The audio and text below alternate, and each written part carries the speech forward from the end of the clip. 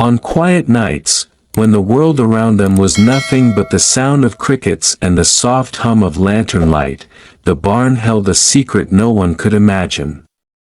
It looked so ordinary from the outside, just wood, hay, and silence.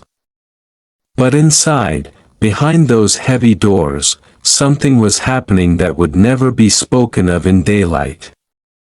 Innocence lived there, purity lingered in the air, yet hidden beneath it all was a truth so fragile, so forbidden, that if anyone found out, everything would break. The nights in that small Amish village always carried a special kind of silence, a silence so heavy it could almost be touched. It was the kind of quiet that pressed against the ears, wrapping everything in stillness, broken only by the faint chirping of crickets or the faraway bark of a farm dog. The land stretched endlessly under the moon, fields glistening with dew, fences standing like watchmen, and barns scattered like ancient guardians of tradition. Among them stood one particular barn, worn by years of use, its wooden beams strong yet softened by time. By day, it was a place of work, of sweat and labor, of simple tasks that built the rhythm of Amish life. But when the sun went down, when the world closed its eyes, that barn turned into something else, something far more delicate and dangerous than the work of plowing or storing hay. It became the keeper of a secret. Inside this community, everything was supposed to be pure. Life was meant to be simple, untouched by the outside world. Men rose before the dawn, worked until their bodies ached, and returned home to their families with the same steady faith they had carried for generations. Women sewed clothes, baked bread, raised children, and leaned on one another for strength. Children were raised to believe that the path laid before them was the only one, a straight road that allowed no wandering. To question was to sin. To desire anything beyond what was given was to betray the life God had chosen. And yet, within one young man's chest, there lived a stirring he could not control. He was quiet, always the kind who kept his head lowered during prayers, his voice soft during hymns, his hands obedient during chores. On the surface, he looked like any other Amish boy, with plain clothes and work-calloused hands, but inside, his heart beat with something different. Each day he carried buckets, tended horses, stacked hay, and obeyed his elders, but every night his thoughts carried him to places he could not speak of. He felt it when his gaze lingered too long on someone he should see only as a brother. He felt it when his chest warmed at the sight of another smile. He felt it when silence between them became louder than words. The barn became his escape. When the lanterns in the houses were blown out, when the world was asleep and the stars watched over the fields, he would slip inside. It was never planned, never promised, yet somehow, he was never alone there. He would find him waiting, the other boy, his friend since childhood, the one who had shared chores and laughter, the one whose presence felt both safe and dangerous all at once. They never spoke of why they met there. They never dared to name what drew them together. But they came, night after night, as if the barn itself was calling them, as if the wooden beams could shelter not only their bodies but also their hidden truths. First, their time together was innocent. They talked about work, about their families, about small things that filled their days. They laughed softly, careful not to be heard, their voices hushed as if the hay itself might betray them. Yet under every word was something unspoken. Sometimes their hands brushed when they passed tools or when one of them stumbled in the dark. Sometimes their eyes met and lingered, and in that stillness, a world larger than their village seemed to unfold. It was in those moments that the young man's heart would pound so hard he feared it could be heard beyond the barn walls that he often asked himself if what he felt was wrong. He had been taught that love was meant for man and woman, that marriage was holy, that purity was defined by obedience to the ordnung, the strict Amish rules that governed every choice. But how could something that felt so honest, so natural, be wrong? In his chest, it did not feel like sin, it felt like truth. And yet truth was the very thing he feared most. For if anyone knew, if a single whisper escaped, his entire world would collapse. His family would be shamed. His community would turn its back. His life as he knew it would end.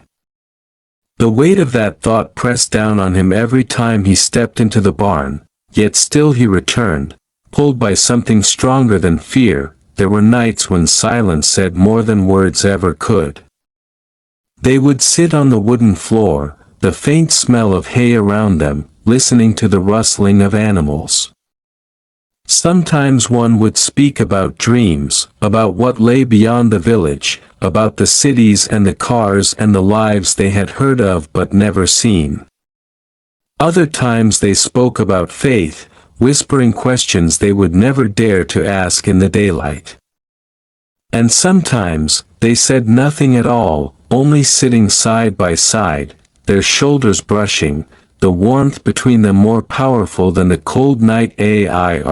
In those quiet hours, innocence was not broken, it was redefined. It was not the kind of innocence the elders preached about, the kind tied to rules and prohibitions. It was the innocence of two souls discovering each other, of purity not measured by law but by honesty of feeling. The barn became their world, small yet infinite, dangerous yet safe. It was both a cage and a sanctuary, holding them in and keeping others out. Every night they entered, they stepped into a fragile balance between love and fear, between the purity of what they felt and the danger of what it meant, and as the nights passed, as their secret grew heavier, they both knew, though neither dared to speak it, that this could not last forever. Secrets in such a place, no matter how carefully guarded, had a way of slipping into the light. And when they did, the world outside that barn would never see them the same again.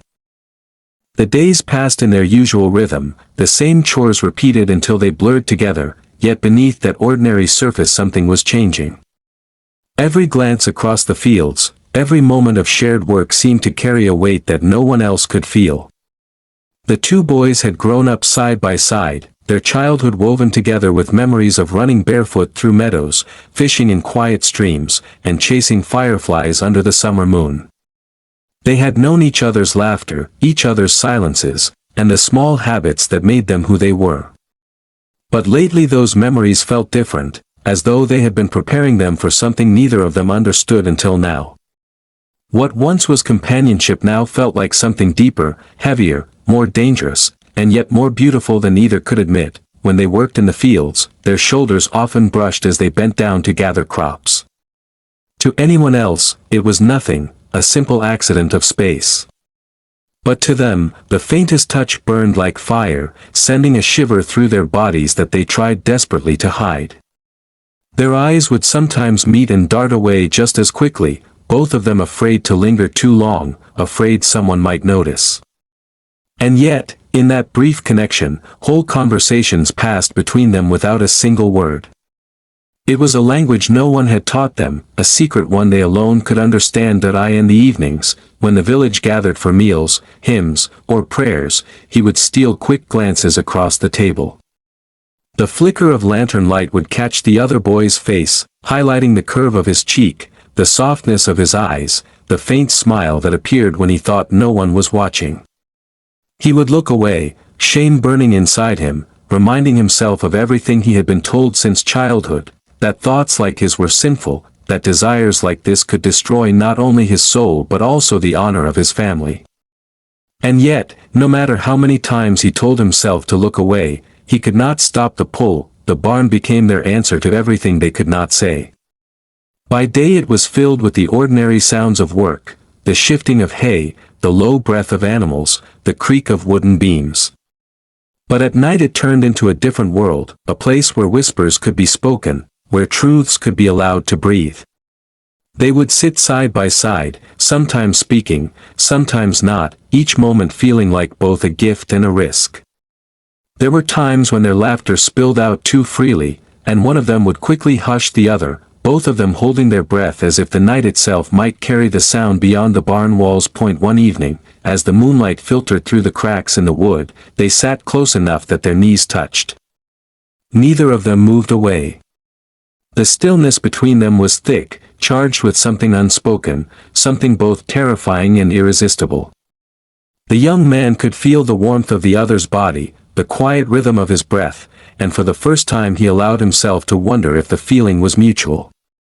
His heart raced so fast it felt like it would betray him, pounding against his chest with every second that passed. The silence stretched on until finally one of them spoke. His voice was quiet, almost trembling, but it carried the weight of a truth that had been building for years. He spoke of dreams, of wanting to see beyond the fences that kept them in, of wondering what life might be like in the world they had been taught to fear. His words were careful, cautious, but in them was a hidden longing, one the other boy could hear as clearly as if it had been shouted. For a long time he said nothing, just listened, letting the words sink in, feeling both the fear and the comfort in knowing that he was not the only one who wanted more than what had been given. They talked about freedom in hushed tones, about the city lights they had never seen, about the possibility of living without fear. But every time hope sparked between them, it was quickly shadowed by the weight of reality. They both knew what the community would say, what their families would do, how their lives would be torn apart if anyone ever found out. And yet, in that barn, with the stars shining faintly through the cracks, they allowed themselves to dream. If only for a little while. The young man began to notice small things he had never allowed himself to before. The way the other boy's laughter softened the air, the way his hands, rough from work, still carried a gentleness that made his chest tighten, the way his eyes seemed to hold a whole world inside them.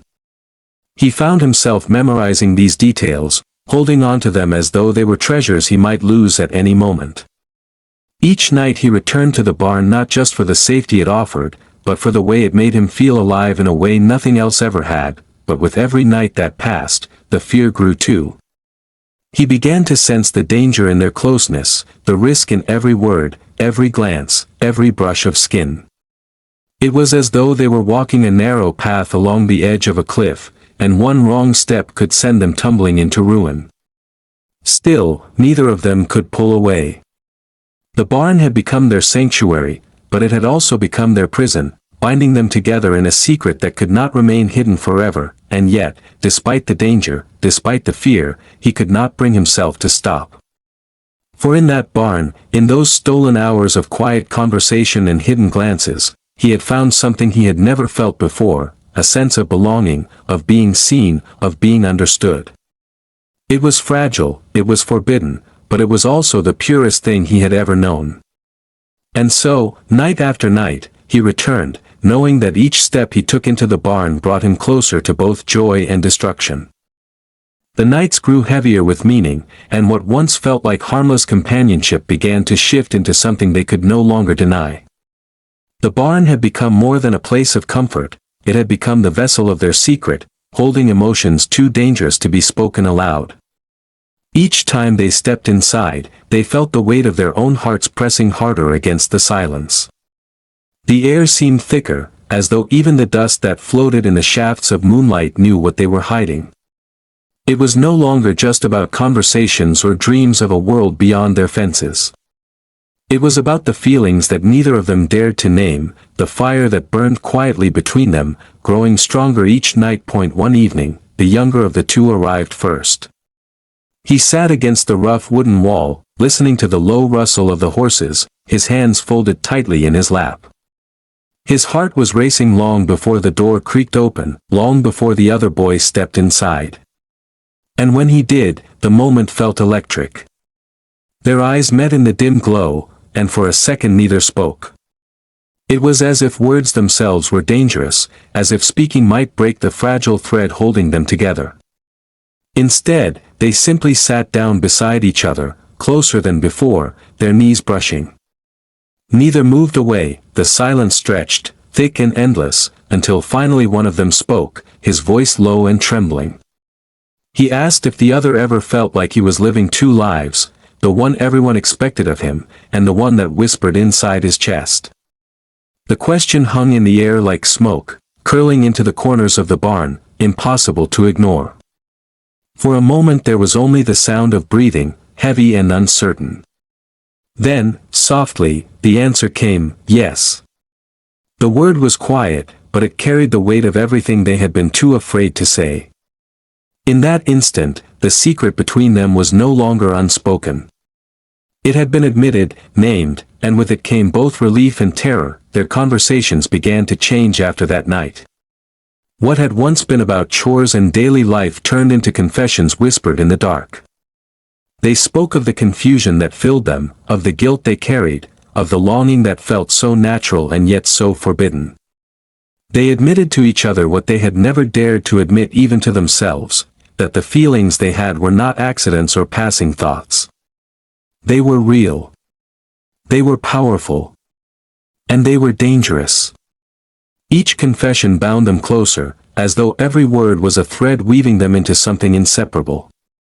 But each word also deepened the risk, for now there was no denying what they were. The barn became alive with these whispers, with the restless energy of two hearts learning themselves in secret. Their hands brushed more often now, sometimes lingering longer than before. Once, as one boy reached for a lantern, his fingers grazed the other's wrist and stayed there for just a heartbeat too long. The contact was brief, almost nothing, yet it sent a shiver through them both. They pulled away quickly, fear flashing in their eyes, but neither of them could forget the heat of that touch.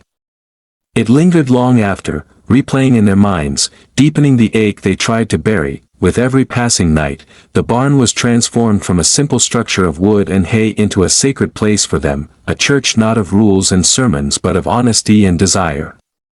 They found themselves drawn there even when they promised themselves they would not return.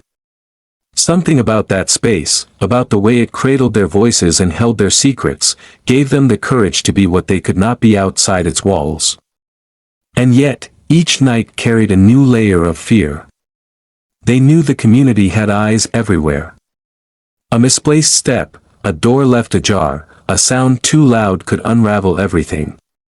They lived on the edge of exposure, but still they returned, because to stay away was more painful than the fear of being caught. Sometimes they spoke of what love meant, though they never used the word aloud. They talked of how it felt to want someone so deeply that their absence left a hollow ache. They wondered if it was possible to hold on to this feeling without destroying themselves. One of them confessed that he had prayed for it to go away, prayed until his knees ached and his lips were dry, but no prayer had changed what lived inside his heart. The other admitted that he had stopped praying about it altogether, not out of defiance but because he no longer believed it was wrong. He believed it was truth. Those words shook them both, for in that barn, under the weight of their faith and fear, truth itself felt like the most dangerous thing of all. One night, as the wind howled outside and rain tapped against the roof, they sat in silence longer than usual. The storm rattled the old barn doors, but neither of them moved, neither of them cared. At last, one of them reached out and placed a hand gently on the other's. The gesture was trembling, hesitant, but it was enough. Time seemed to stop. Their hands stayed clasped, fingers entwining slowly, as though both were afraid the other might pull away. But neither did. In that moment, innocence was not shattered, it was transformed. It was no longer about following rules or staying untouched by desire. It was about the purity of connection, the honesty of feeling, the courage to hold on to something real in a world built on silence. The storm outside roared, but inside the barn there was only stillness, the quiet hum of two hearts beating faster than they ever had. Neither spoke, because there was nothing left to say. The truth was there, alive in their joined hands, in the warmth that passed between them, in the trembling breath they shared. And though they knew the risks, though they knew the danger waiting beyond those barn walls, neither of them could bring themselves to let go. For in that fragile, stolen moment, they had found something greater than fear, something worth risking everything for. The days that followed carried a strange kind of heaviness, as though the air itself had grown thicker around them. The two boys went about their chores as usual, milking cows, repairing fences, stacking hay, walking side by side with the same steady rhythm they always had. To anyone watching, they seemed no different than before, but inside both of them carried the memory of that stormy night in the barn, of the moment when their hands finally met and neither of them let go. That touch lingered with them through every moment of daylight, echoing in their thoughts while they tried to appear calm under the watchful eyes of family and community. Each hymn sung in church, each quiet meal at the long wooden tables, felt heavier now, as though the words of obedience and purity pressed harder against their chests. They smiled when expected, bowed their heads when told, but the truth lived under their skin like a secret flame. The barn, once only a refuge, became almost unbearable during the day. Passing by it on their way to other chores, they would exchange quick glances, both remembering what it had come to mean, both longing for night to fall so they could slip inside again. But nightfall no longer carried the same safety it once did. There was a new awareness in the village, a tension that neither of them could ignore. Perhaps it was only their guilt, making every sound sharper and every shadow darker, but they began to notice small things. A cousin who watched them a little too long while they worked. An uncle who asked why they always paired together for chores. A mother's lingering glance that seemed to hold more questions than words. Whispers traveled easily in a place where everyone knew everyone's business, and though nothing had been said outright, they felt the danger circling closer. Their conversations in the barn grew more desperate. What once had been playful talk of dreams and questions about the outside world became hushed worries about being seen, about the punishment that would follow if anyone discovered their secret. One of them, voice shaking, said he had overheard men speaking of sin more often at the dinner table, of God's wrath against impurity, and he wondered if the elders somehow knew. The other tried to calm him, but his own heart was racing, because he too had noticed the change. The way sermons seemed sharper, heavier, as if the bishop's words were aimed directly at their hearts. Every lesson on obedience, every warning against temptation, cut deeper than before, as though the whole community could see through them and knew what was happening behind the barn doors. The fear didn't stop them from meeting. If anything, it drew them closer, making each touch more urgent, each word more precious. They would hold each other longer now, sometimes resting their heads together, sometimes sitting in silence with their fingers locked, as if the world beyond the barn didn't exist. Yet even in those moments of closeness, fear lurked in the corners, reminding them that what felt so right in their hearts was seen as wrong by everyone around them. One night, as they sat in the soft glow of a lantern, one of them finally asked the question neither had dared to speak: what if they find out? The words trembled in the air, heavy and terrifying, because they both knew the answer. If they were discovered, it would not just be shame. It would be rejection, punishment, perhaps even banishment. They would lose everything: family, home, faith. And yet, when the silence stretched long, the other boy whispered back, "Then we will face it together." That promise gave them strength, but it also deepened the ache inside them. Togetherness felt like the truest thing they had, yet it was the very thing the world around them could never accept. As days turned into weeks, the tension only grew. They noticed how footsteps seemed to echo louder when they slipped away at night, how lanterns in nearby houses stayed lit longer than usual, how questions from their families became sharper. Where were you? Why do you spend so much time together?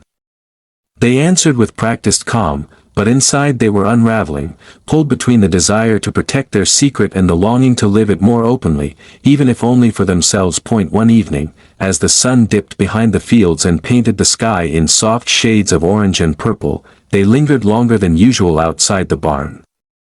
The air was cool, carrying the scent of earth and grass, and for a moment it felt almost peaceful.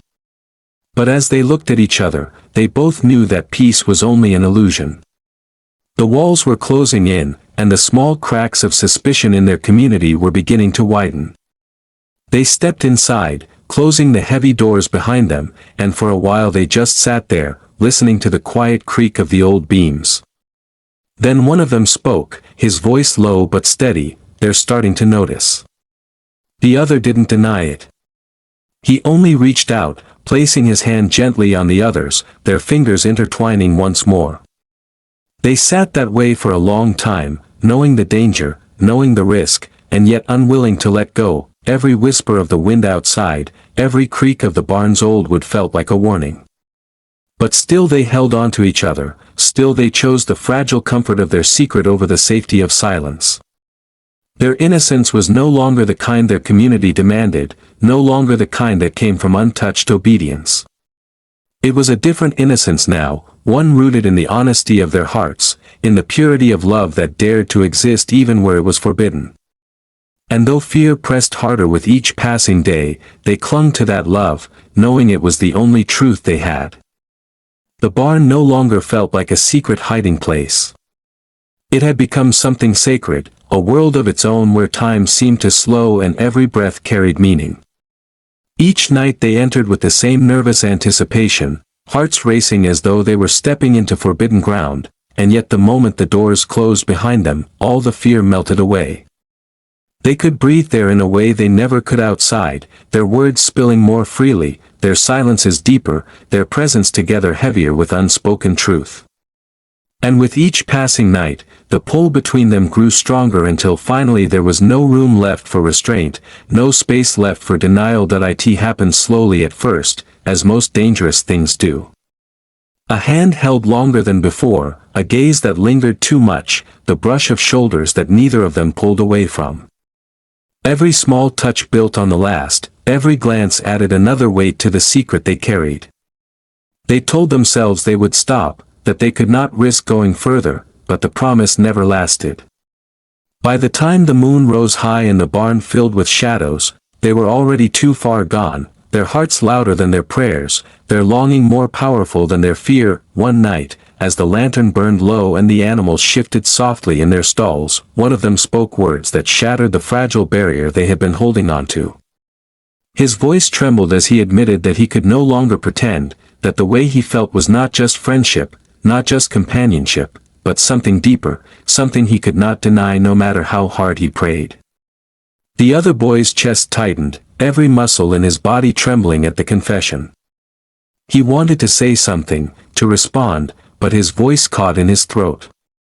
Instead, he leaned closer, his forehead resting gently against the other's, and in that silent act everything was said without a single word. What followed was not rushed or careless but fragile, almost reverent. Their hands found each other, trembling as fingers interlaced, their breaths mingling in the closeness. They hesitated, afraid of what this step meant, afraid of the point of no return they were crossing, but neither of them pulled away. In the soft glow of the lantern, they allowed themselves to fall into the truth that had been waiting for them all along.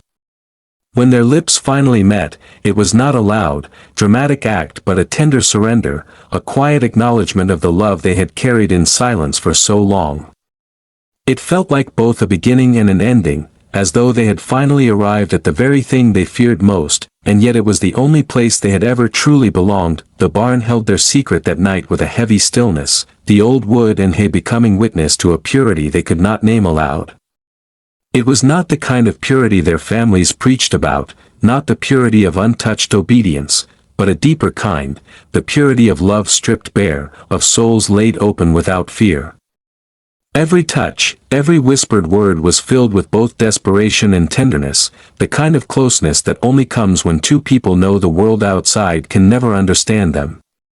They clung to each other as if the moment might be their last, as if the walls around them could collapse at any second and expose them to the judgment waiting beyond. When it was over, they sat in the quiet, breathing hard, their hands still holding tight as though letting go would undo everything. Neither of them spoke for a long time. There was too much to say, too much to risk in words. But their silence was not empty. It was heavy with meaning, with the knowledge of what they had just crossed into, with the weight of love and fear bound together in one fragile truth. They knew that nothing would ever be the same again. They had tasted something they could never untaste, touched a truth they could never bury again. The boy who had spoken first finally broke the silence. His voice was soft, almost a whisper, as he said that whatever happened now, whatever came, he did not regret it. His words trembled with both courage and fear, but they were real. The other boy squeezed his hand in response, his eyes shining in the dim light, and for the first time he felt no shame in what lived inside his chest. In that barn, with the world shut out, they allowed themselves to believe, just for that moment, that their love was not wrong, that it was not sin, but something pure, something honest, something worth holding on to. The lantern burned lower, casting shadows across their faces, and the barn seemed to breathe with them, each creak of wood echoing like a heartbeat. They knew the danger had not vanished. If anything, it had grown heavier, for now they carried a truth that could no longer be hidden behind innocence. But still, they chose to stay there, to hold one another as the night wore on, to carve out just a few more moments of peace before the weight of the world returned. And as dawn crept closer, as the first light of morning began to seep through the cracks in the barn, they both knew in their hearts that what they had found in each other was as fragile as it was unshakable. Fragile, because the community would never allow it. Unshakable, because no power on earth could erase what they had shared in that silence. It was love in its purest form, born in fear but stronger than fear, a secret that would live with them forever, no matter what came next. The morning after their love first unfolded in the barn felt different, though nothing in the village had truly changed. The men still woke before dawn to hitch horses and prepare for another day of labor. The women still tended to bread baking, sewing, and children's cries. Hymns still rose from the meeting house, steady and unwavering. Outwardly, everything looked exactly as it had for generations, but inside, both boys carried a new weight, a new truth they could not tuck away as easily as before.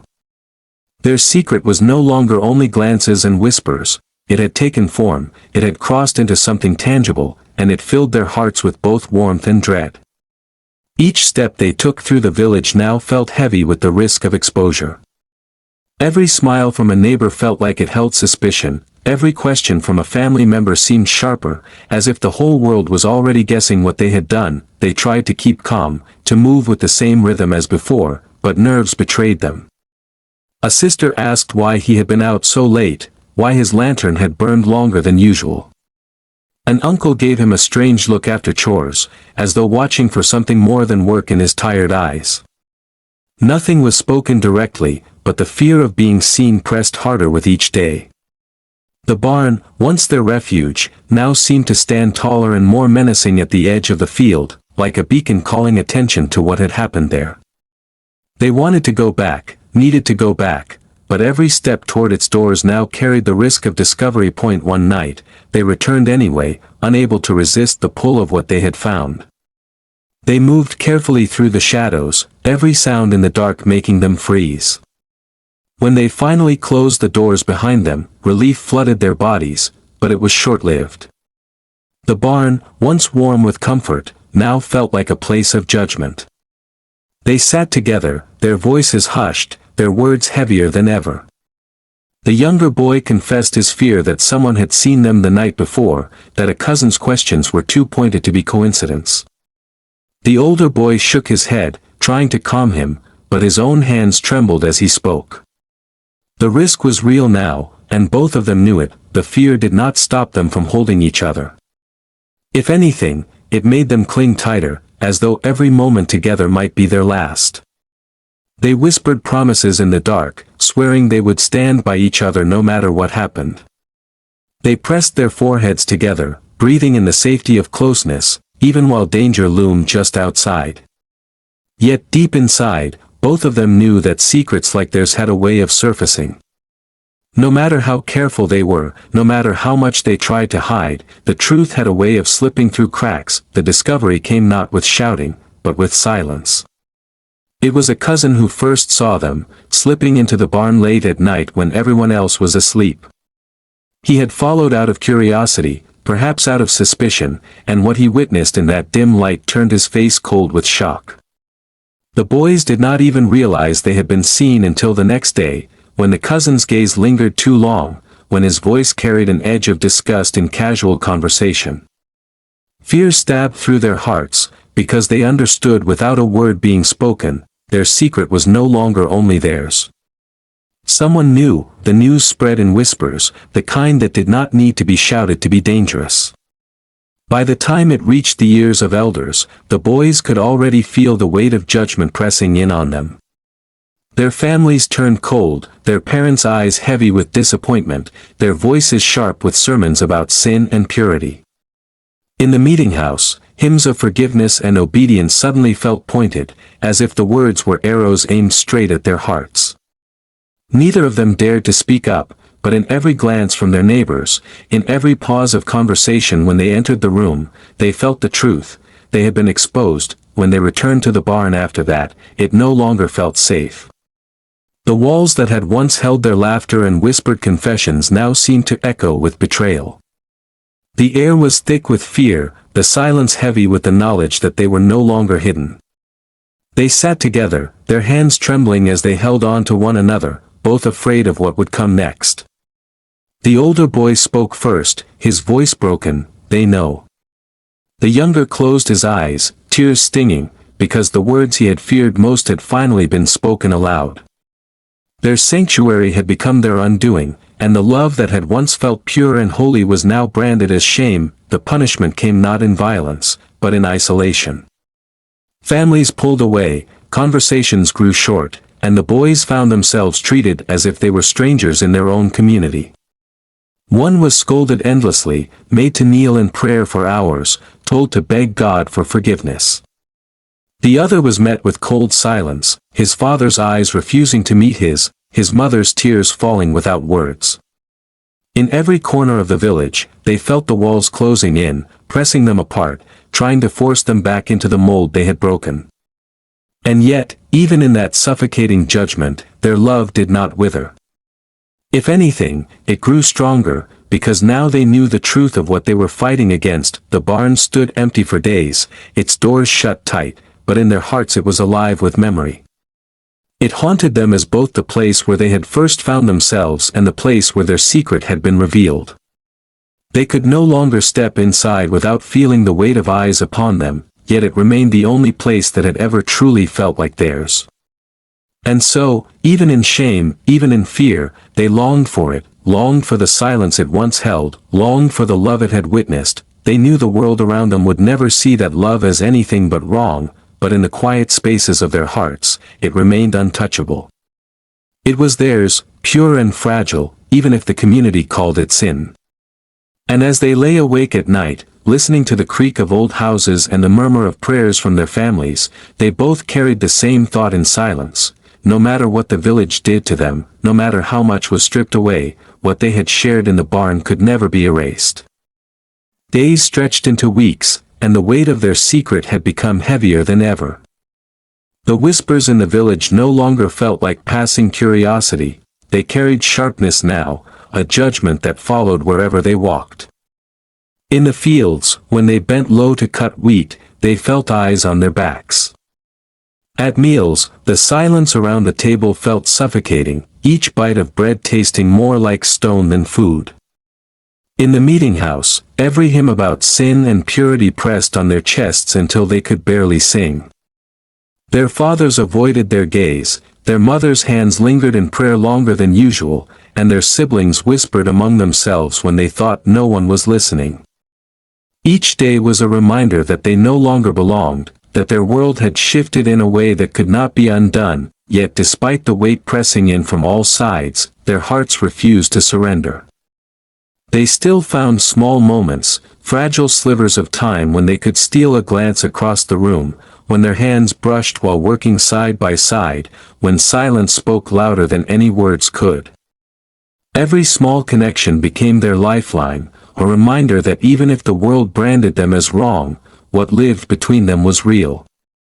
Still, fear lived alongside love. They knew it was only a matter of time before the elders' patience snapped, before the quiet condemnation of the village turned into something harsher.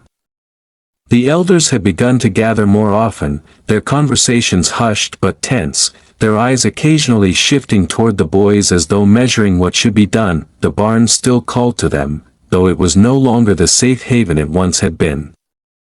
Nights spent there now were thick with dread, every creak of the wood making them flinch, every sound in the distance sending their hearts racing. But it was the only place they could still breathe freely, even if fear hung in the air. One night, they returned once more, their steps cautious, their voices soft. They sat close together, their hands trembling as they found each other. The younger boy confessed he had dreamed of running away, of leaving the village behind and starting somewhere new where they could live without fear. The older boy listened quietly, his jaw tight, because the thought had crossed his own mind too, though he had never dared to say it. The barn filled with silence as they both realized what this meant, the choice between staying in a place that suffocated them or risking everything for the possibility of freedom. As days passed, pressure from the community grew stronger. The sermons became more direct, filled with words about impurity, about straying from God's path, about the dangers of hidden sins. Each line seemed aimed at them, though their names were never spoken. Families urged them to repent, to confess and pray for forgiveness, to cast away the feelings that had taken root in their hearts. But how could they repent for love? How could they beg forgiveness for something that made their souls feel alive for the first time? The demand to choose between faith and love tore at them, leaving their hearts raw and restless. The younger boy began to crumble under the weight of it all. He lay awake at night, listening to his father's voice in prayer, feeling the heavy silence of his mother's disappointment, and wondered if perhaps he was cursed, if perhaps what he felt was truly wrong. Tears came often in the darkness, silent but heavy, as he wrestled with guilt and longing. The older boy sensed his struggle, saw the way his shoulders hunched under invisible burdens, and he pulled him close whenever they could steal a moment together. "You are not wrong," he whispered one night, his voice fierce though his own eyes were wet. "What we feel is not wrong. It is theirs who cannot see."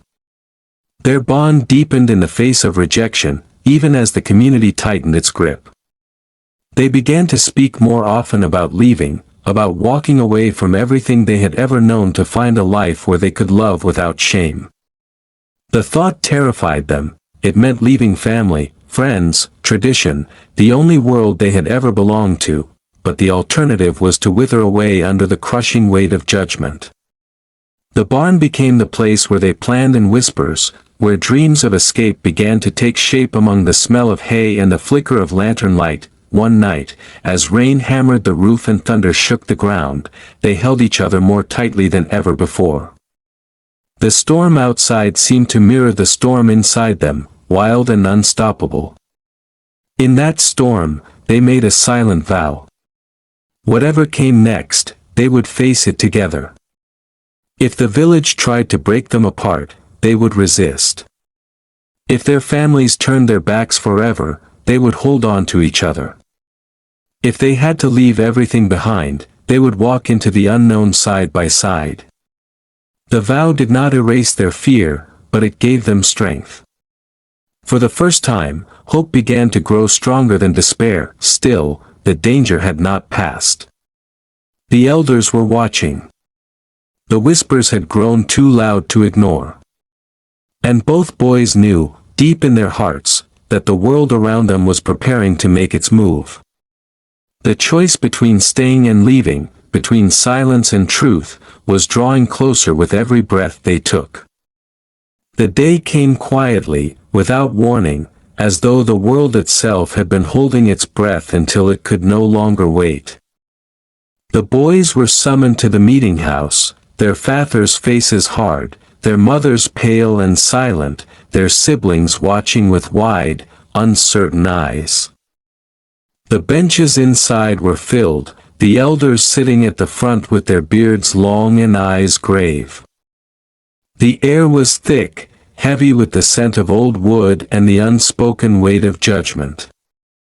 They were told to stand before everyone, to answer to the whispers that had spread, to confess the sin that had clung to them like a shadow. The younger boy's heart hammered so hard he thought it might tear from his chest, while the older clenched his fists to stop them from shaking. All the eyes upon them felt sharper than knives, stripping away every layer of safety they had ever known. The words of the elders were slow, deliberate, heavy as stone. They spoke of purity, of obedience, of the danger of temptation, of the ways the devil worked to destroy souls. Each sentence was a cage being built around them, locking them into shame they had never chosen. They were asked to repent, to kneel and beg forgiveness, to promise never to walk the path they had chosen again. Silence filled the room as everyone waited for their answer, the entire village pressing down on them with expectation. The younger boy trembled, tears burning his eyes, torn between the love in his heart and the crushing fear of losing his family forever. The older boy looked at him, his eyes fierce and steady, silently urging him to remember the vow they had made. The younger boy's lips parted, his voice breaking as he tried to speak, but the older stepped forward first. His words were not loud, but they carried through the silence with a strength that shook the air. He said he would not repent, because what they had was not sin, but love. He said he would not ask forgiveness for something pure, something that had given them both life and light in a world that had only offered chains. His voice trembled at times, but he did not waver, and when he finished, the silence that followed was louder than any hymn the meeting house had ever held. Gasps rose, murmurs broke out, and the elders' faces grew dark with anger. The younger boy's tears spilled over then, not from shame, but from the flood of courage that rose in his chest.